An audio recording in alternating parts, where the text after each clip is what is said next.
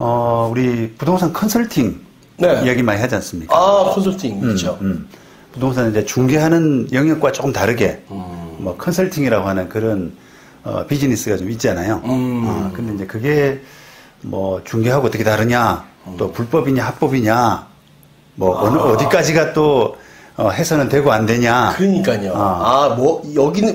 여기는 중개고, 네. 요거는 컨설팅이고, 네. 이게 좀 다른 거잖아요. 그렇죠. 중개는 중개사가 할 수 있는 거고, 네. 컨설팅은 아무나 할 수 있는 거잖아요. 그렇죠. 자영업이죠. 네. 그 말하면. 네. 그래서 이제, 그, 공인중개사는 어쨌든 그, 부동산 중개라고 하는 것을, 업으로 할 때, 국가 자격증인 중개사 자격증을 따야만 가능하잖아요. 예. 그러니까 이제 그거는 컨설팅이 못한다. 그렇죠. 그죠? 못하는 거죠. 못하고 나머지만 가능하다. 이렇게는 아는데, 그러면 어디까지가 못하고 어디까지가 할 수 있는 야. 그런 그 경계. 그러니까요. 그런 부분들이 이제 좀 헷갈릴 수밖에 없습니다. 그렇죠. 근데 얼마 전에도 이제 고객이 갖고 있는 주거용 상가, 근생이죠. 근생을 좀 이렇게 팔려고, 컨설팅 업자하고 계약을 했는데, 그래서 계약을 하고 나서 이제 후회하고 저한테 이 계약 잘못했다. 이렇게 이제, 자문을 구하시는 거예요. 그럼 수수료가 높아서 그런 거예요? 예, 일단은 그 수수료가, 우리가 중개는 법정 보수가 0.9지 않습니까? 그렇죠. 중개수는 0.9 이내에서 협의잖아요. 그렇죠. 네. 그런데 이게 기본 보수가 한 2.5%? 그건 진짜 컨설팅이네요. 네. 그리고 또 얼마 이상 받아주면은, 받는 값의 절반씩.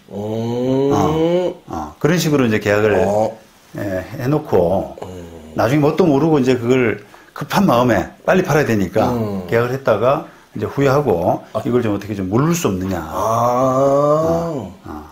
야, 이거 애매한데요? 컨설팅은, 저도 컨설팅을 해봤지만, 이건 중개수랑 다르게 또 계약을 하는 거잖아요. 그렇죠. 네. 맞습니다. 예. 이게 이제 어쨌든 정의부터 좀 해보자면, 네. 부동산 중개는, 거래를, 조율하는 거잖아요. 가격하고, 뭐, 매수자 물색하고, 이런, 기본적인 이제, 영역이 있는데, 업무가 있는데. 그리고 법정 수수료가 있는 거잖아요. 그렇죠. 네. 그런 뭐, 거래 조율이라든지 계약자 섭외, 이런 부분들은, 권리 분석, 이런 부분들은 이제 중개사 영역이고, 대신에 이제 중개사만 하되, 법정 보수를 지켜라. 네. 딱 틀이 있고. 그렇죠. 예. 그런 이제, 룰을 가지고 있고요. 컨설팅은 이제 그걸 넘어선, 약간 이제, 정의는 없어요. 법적인 정의는 그렇죠, 없습니다만, 그렇죠. 그게, 단순한 어떤 거래 조율, 이런 것뿐 아니라, 약간의 고도의 자문행위? 조금 이제, 수익성 분석이라든지, 그렇죠. 그다음에 뭐 이런 고도의 자문행위를 이야기를 하는데, 그렇죠. 어쨌든 아까 지금 의뢰인 같은 경우는 갖고 있는 부동산 그냥 팔아주는 거거든요. 똑같죠. 그렇죠. 네, 그 사람한테. 쉽게 생각하면은 내 물건 팔고 싶은데, 저 사람한테, 수수료 비싸게 내놨다. 이렇게 생각하잖아요. 네. 그런데 이제 그 계약서를 이렇게 보니까, 지금 현행 법을 의식해서, 아주 좀 묘하게 포장은 해놨어요. 그러니까 이제 이 중개는 자기가 할 수 없다. 이 지금 법인 자체가 이렇게 보시면은, 네. 이름 자체가 부동산 컨설팅이라고 돼 있는데, 무슨 빌딩 부동산 컨설팅 이렇게 있잖아요.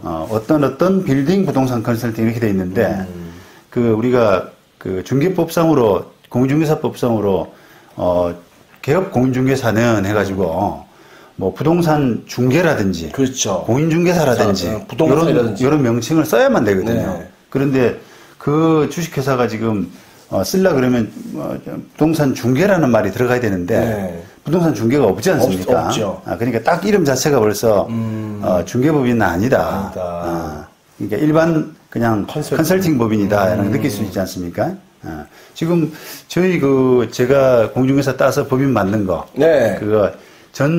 최광 전속 부동산 중개 주식회사 이렇게 돼 있거든요. 부동산 중개가 반드시 들어가야 되지 않습니까? 그렇죠. 그러니까 이 이름 자체가 이제 중개법인은 아니기 때문에 그냥 컨설팅인데, 그래서 제목도 이제 전속 매각 컨설팅 및 중개계약서. 중개계약서.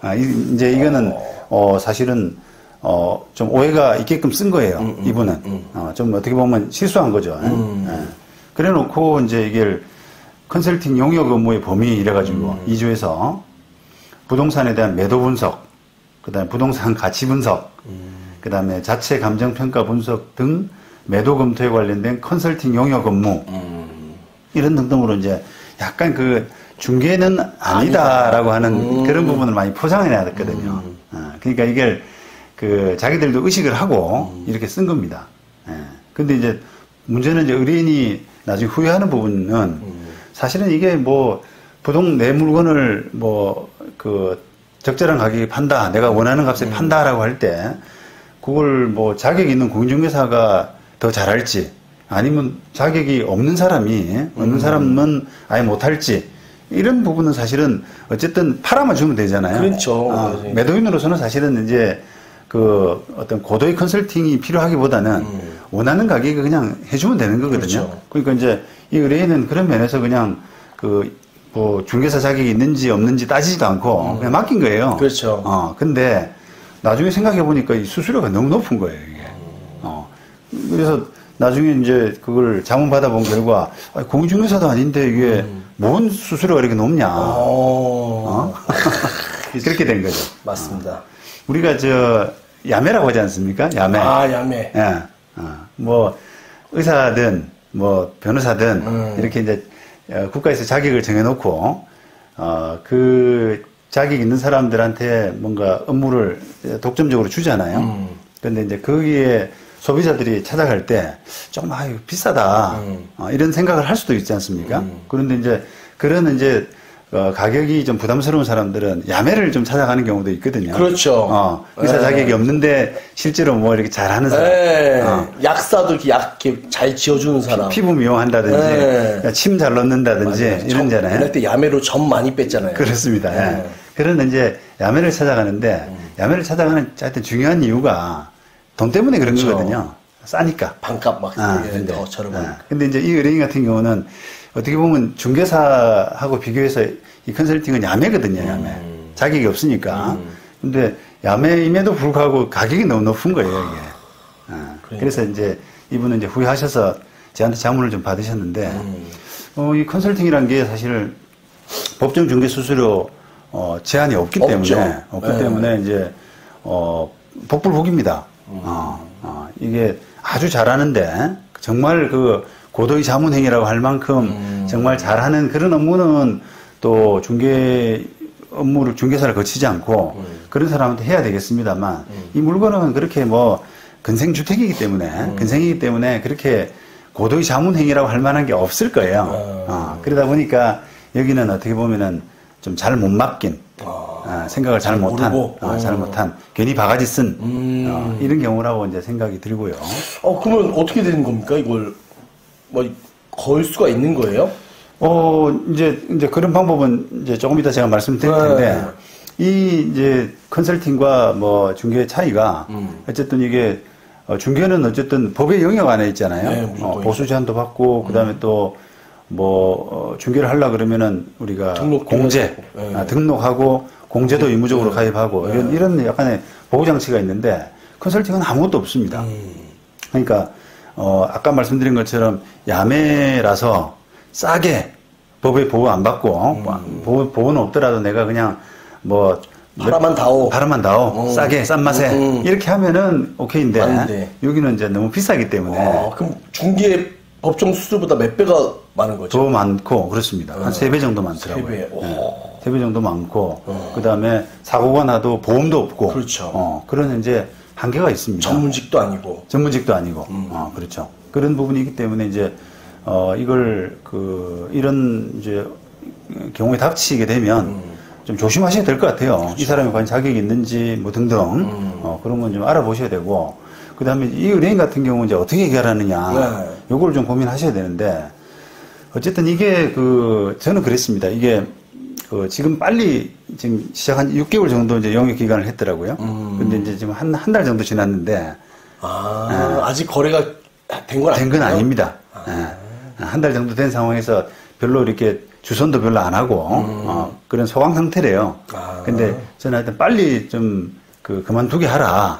부담을 줘서 그만두게 하라. 왜냐하면은 이게 상식적으로 일을 사람을 데리고 오고 일을 많이 했는데 어쨌든 너 나가 불법 아니냐 이렇게 되면은 저항이 크지 않습니까? 그렇죠. 상대방도. 그러니까 지금 저항이 일이 별로 없고 아직 손이 많이 안 갔을 때 빨리 손을 떼게 하는 게 좋을 것 같고 이게 이제 법적으로는 그런 거예요.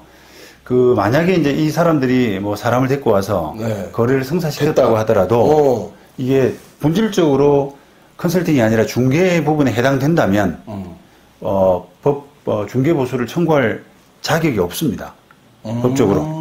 약속은 이렇게 했더라도 그게 이제 어떻게 보면 공인중개사법이라고 하는 강행법규 여기에 이제 어긋나기 때문에 그 보수를 청구할 만한 그 권한이 없는 근거가 없는 무효 왜냐하면 무효기 때문에 그런 가능성이 있어요. 이분이 중개사라면?